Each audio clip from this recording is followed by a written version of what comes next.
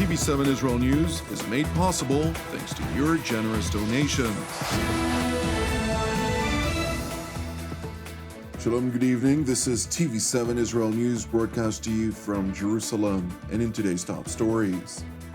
The Islamic Revolutionary Guards Corps, or IRGC, unveils a new domestically manufactured missile with an acclaimed range of 1,450 kilometers and a veiled threat toward the Jewish state. The Israeli Air Force launches a number of aerial strikes against Iranian and Syrian targets in the vicinity of Damascus. U.S. Special Envoy for Iran Robert Malley reportedly briefs Congress today in a classified setting on details related to the ongoing nuclear negotiations in Vienna. Thousands of Palestinians, including armed militants and youth, flooded the streets of the West Bank city of Nablus yesterday as part of a funeral procession for 3 Palestinian operatives of Fatah's Al-Aqsa brigades that were killed in a counter-terror operation by Israeli special forces. With overlapping chants calling for revenge, with general sentiments proclaiming that the 3 militants were killed in cold blood, the armed wing of Palestinian President Mahmoud Abbas's Fatah faction, the Al-Aqsa brigades, vowed to respond to the Israeli operation in kind. In contrast, IDF Samaria Division Commander Colonel Voishvaig Levi commanded the joint IDF, ISA, and police operation after a week-long manhunt after the terror cell, which is said to be responsible for repeated shooting attacks against Israeli military and civilian targets. החוליה שסוכלה ביצעה מספר רב של פיגועים במרחב השומרון.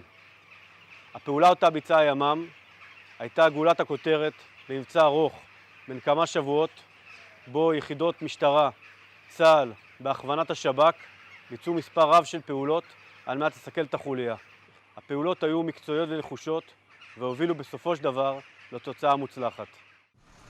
Amid tensions on the rise, the IDF has been instructed to elevate its preparedness throughout the West Bank districts of Judea and Samaria, while political communications between Jerusalem and Ramallah remain constructive. Nevertheless, at an opening session of the United Nations Committee on the Exercise of the Inalienable Rights of the Palestinian People, as it is called, UN Secretary-General Antonio Guterres urged for an end of the Israel-Palestinian conflict and the end of occupation, as he put it. We urgently need to intensify collective efforts to resolve the conflict and end the occupation in line with United Nations resolutions, international law, and bilateral agreements. The goal remains 2 states, Israel and an independent, democratic, contiguous, viable, and sovereign Palestinian state, living side by side in peace within secure and recognized borders on the basis of the pre-1967 lines, with Jerusalem as the shared capital of both states.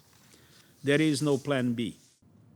Turning to the Israeli port city of Haifa, where Israeli Prime Minister Naftali Bennett asserted, following a tour of the Israeli Navy's submarine and frigate fleets, that while a recent increase of tensions throughout the maritime theater in the region, Jerusalem is pleased by its increase of cooperation with new regional partners in general and the United States in particular. בתקופה האחרונה אנחנו רואים עלייה באיומים בזירה הימית, בנתיבי השיט, נתיבי המסחר, ואני רואה בזה בהחלט אתגר. צריך לדעת שהיעד הוא מדינת ישראל, אבל לא רק מדינת ישראל. לכן אני במיוחד שמח על שיתוף הפעולה האסטרטגי שהולך ונרקם גם עם ארצות הברית בתרגילים ימיים משותפים וגם עם ידידות אחרות באזור. It is interesting to know that while a so-called shadow war has been raging between Iran and Israel in the maritime sphere, it has remained far from public perception over the past several months. However, earlier this week on Sunday, a fire reportedly erupted on board of a Chinese-owned Panavian-flagged tanker in the Persian Gulf, while the vessel was reportedly en route from the area of Sohar in Oman to Dayer in Iran. It's interesting to know that the tanker's responder was reportedly turned off for over 40 hours before the incident occurred. Nevertheless, it remains unclear if the blaze, which was reported as an accident that rendered the tanker incapacitated, was in fact the consequence of a covert naval operation. Meanwhile, in Iran, the Islamic Revolutionary Guards Corps, or IRGC, unveiled a new domestically manufactured missile with an acclaimed range of 1,450 kilometers, nearly a day after Tehran resumed indirect talks with Washington in a multilateral attempt to salvage the so-called 2015 nuclear agreement.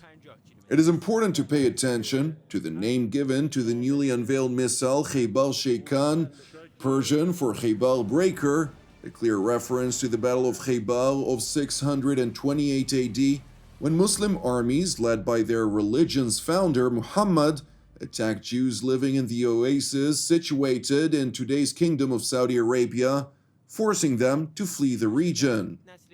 موشک خیبرشکن که از موشک‌های نسل سوم موشک‌ها هست که هم سوخت جامده، هم سهولت در بکارگیری داره و کارایی که داره در واقع به ما توان بسیار زیادی رو در مجموعه موشکی افزوده. دشمنان انقلاب و جمهوری اسلامی جز زبان قدرت و زور چیزی رو متوجه نمی‌شوند.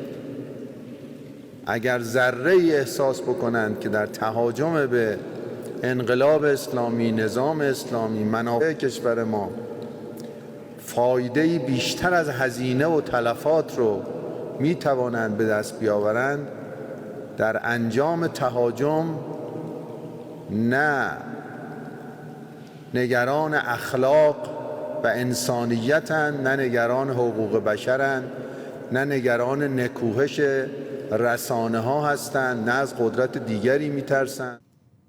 While the Islamic Republic of Iran is seemingly engaged in bolstering its military capabilities ahead of possible escalation, its efforts to transfer weaponry to its proxies in Syria and Lebanon are repeatedly contested.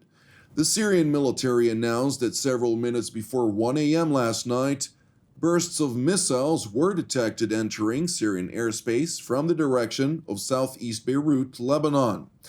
It's important to note that the aerial strike, which was conducted by unidentified aircraft, targeted multiple targets in the city of Qudsaya, which, in fact, is the northwestern suburb of the Syrian capital, Damascus. Meanwhile, in an attempt to intercept the incoming projectiles, Syria's aerial defense array launched a large number of interceptors, one of which crossed into Israeli airspace. Thankfully, the interceptor exploded mid-air, and its debris landed in uninhabited areas, causing no injuries or damage. Subsequently, shortly after 2 a.m., the IDF spokesperson's unit announced that the Israeli Air Force responded to the breach of Israel's airspace and security by striking surface-to-air targets in Syria, including a radar and anti-aircraft batteries that launched missiles at Israeli force aircrafts, effectively and somewhat ironically acknowledging Israeli responsibility for the previous attack. Meanwhile, once the dust settled, the Syrian military confirmed that one of its soldiers was killed and another 5 were wounded. It is important to underline that Jerusalem remains resolved to frustrate unrelenting Iranian attempts to smuggle sophisticated weaponry to its proxies in Syria and Lebanon along Israel's northern front. And while the IDF generally refrains from striking at Syrian positions, the Israeli Air Force systematically retaliates against Syrian surface-to-air systems, which attempt to interfere in Israeli operational activities to contain the Iranian threat. Turning to Washington, where U.S. Special Envoy for Iran Robert Malley reportedly briefed Congress in a classified setting today on details related to the ongoing nuclear negotiations in Vienna. It is worth noting that the classified briefing was conducted virtually at a time when the U.S. envoy is physically participating in the indirect talks taking place in the Austrian capital.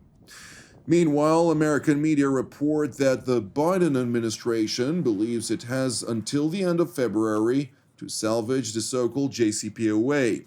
Citing a number of unnamed officials, the Biden administration referred to the current round of talks as critical, and unless the Iran nuclear agreement is salvaged, it warns that the U.S. will be forced to change track by launching alternate methods to prevent the Islamic Republic from obtaining nuclear weapons.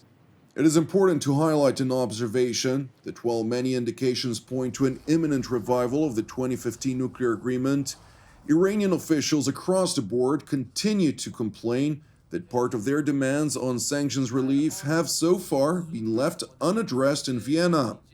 And despite US President Joe Biden's seeming willingness to compromise on a long list of outstanding issues, Iran's Supreme Leader Ayatollah Ali Khamenei has accused the American leader of tarnishing the image of the United States, which he claims was similarly done by his predecessor, Donald Trump. امروز دو تا رئیس جمهور آمریکا، رئیس جمهور قبلی و رئیس جمهور فعلی، اینا دست به دست هم دادن که تتمه آبروی آمریکا رو ببرن و دارن میبرن. او یه جور، این یه جور. Thank you for watching us. As part of TV7 Israel's prayer initiative, I would like to encourage you this evening to join the team and me here in Jerusalem to lift up Eritrea in prayer for its salvation and peace, alongside prayers for our persecuted brothers and sisters worldwide, in addition to our ongoing prayers for the peace of Jerusalem and the salvation of Israel. I'm Jonathan Hassan wishing you an Erev Tov Mevorach, and we will see you again tomorrow at the same time.